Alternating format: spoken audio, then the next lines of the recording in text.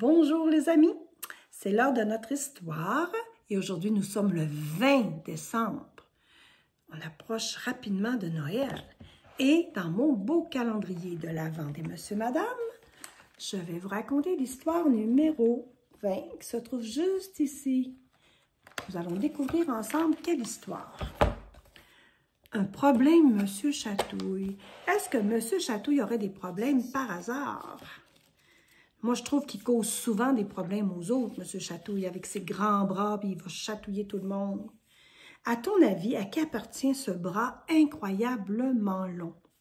À Monsieur Chatouille, bien sûr.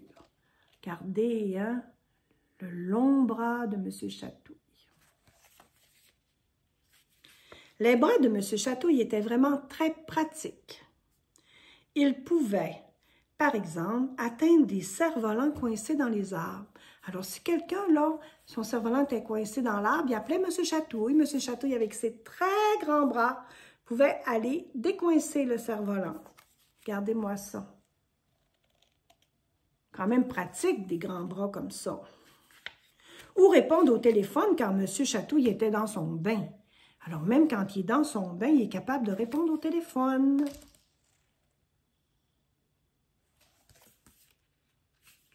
Mais surtout, ils étaient très utiles pour chatouiller les amis, chatouiller les passants au coin de la rue. Hein, il se cache là, puis il a juste son bras qu'on voit, puis il peut aller chatouiller les gens qui passent dans la rue. Chatouiller les gens par la fenêtre. Imaginez que M. Chatouille il soit à côté de votre maison, puis qu'il rentre son grand bras par la fenêtre, puis il va vous chatouiller. J'imagine que les amis des monsieur, madame, ils doivent faire un saut, par exemple. Et même de chatouiller les visiteurs à travers la boîte aux lettres. Il y a des maisons là, qui ont un trou pour mettre le courrier. Puis M. Chatouille, là, il est capable de mettre sa main dans ce trou-là puis aller chatouiller les gens dans la maison. Mais parfois, ses bras incroyablement longs n'étaient pas si pratiques. Il y avait même des jours où ils étaient très gênants. Des jours comme lundi dernier, par exemple. M. Chatouille prenait tranquillement son petit déjeuner au lit quand il entendit quelqu'un pousser la barrière dans le jardin. C'était M. Timbre, le facteur. Aussi rapide que l'éclair, M. Chatouille étendit l'un de ses longs bras pour chatouiller M. Timbre. C'est plus fort que lui, hein? Quand il voit quelqu'un là qui approche, il a le goût de chatouiller. Enfin, c'est ce qu'il avait l'intention de faire jusqu'à ce que son bras s'en mêle autour de la rampe d'escalier. Oh non, pauvre M. Chatouille! Cela lui prit 1 heure à tout démêler son bras. Regardez, son bras il est tout emmêlé dans les barreaux de la rampe d'escalier. Pas pratique des fois des grands bras? La lettre qu'apportait M. Timbre venait de M. Malpoli. C'était une invitation à déjeuner au Grand Hôtel. Waouh! Pour se rendre en ville, M. Chatouille prit l'autobus. Alors, on voit M. Chatouille qui est dans l'autobus.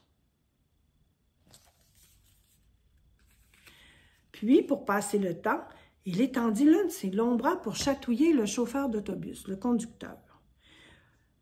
Oh là là! Mais, aïe aïe aïe, il y a quelqu'un qui a marché par-dessus son bras, dans l'allée. Parce que là, il était loin dans l'autobus. Puis il y a quelqu'un qui a marché sur le bras de M. Chatouille. Ça va pas bien, hein? Donc, il n'a pas pu chatouiller le conducteur, heureusement. Il aurait pu avoir un accident. Quand M. Chatouille arriva enfin au Grand Hôtel, il se précipita vers la porte tournante. Vous connaissez ça, des portes tournantes, hein? Ça tourne. Puis là, il faut entrer. Puis là, on tourne avec la porte, puis on ressort. Malheureusement, ses bras s'en mêlèrent encore une fois. Les pompiers furent appelés en urgence pour les démêler, mais c'était trop tard. M. Chatouille avait raté le déjeuner de M. Malpoli parce qu'il était invité à déjeuner avec son ami M. Malpoli. Mais là, ses bras ils étaient tous pris dans la porte tournante. Puis là, le temps que les pompiers arrivent, ça prend du temps, le temps qu'ils démêlent ses bras, qu'ils les décoincent. Il était trop tard, l'heure du déjeuner était passée. Pauvre M. Chatouille, privé de déjeuner et pire encore, privé de chatouille. Parce que là, il ne pouvait pas chatouiller les gens. Hein? Il est pas mal triste. C'est donc un monsieur Chatouille bien triste qui prit le chemin du retour. S'en allait retourner chez lui. Soudain, il s'arrêta. Quelqu'un approchait. Monsieur Chatouille retrouva le sourire. Ah oui, là, il allait pouvoir chatouiller quelqu'un et lança ses 2 bras au coin de la rue pour chatouiller la personne qui arrivait. Mais là, il ne sait pas qui arrive. Regardez qui arrive. Est-ce que vous la connaissez? Est-ce que par hasard, ce serait Madame Canaille? Nous allons voir ça. Eh oui, mais cette personne n'était autre que Madame Canaille. À peine eut-elle aperçu les 2 bras incroyablement longs de Monsieur Chatouille qu'elle ne put s'empêcher de lui faire une petite blague. Elle s'en empara, puis elle fit un nœud entre les 2 bras. C'est sûr que Madame Canaille, elle a toujours des bonnes idées pour jouer des tours.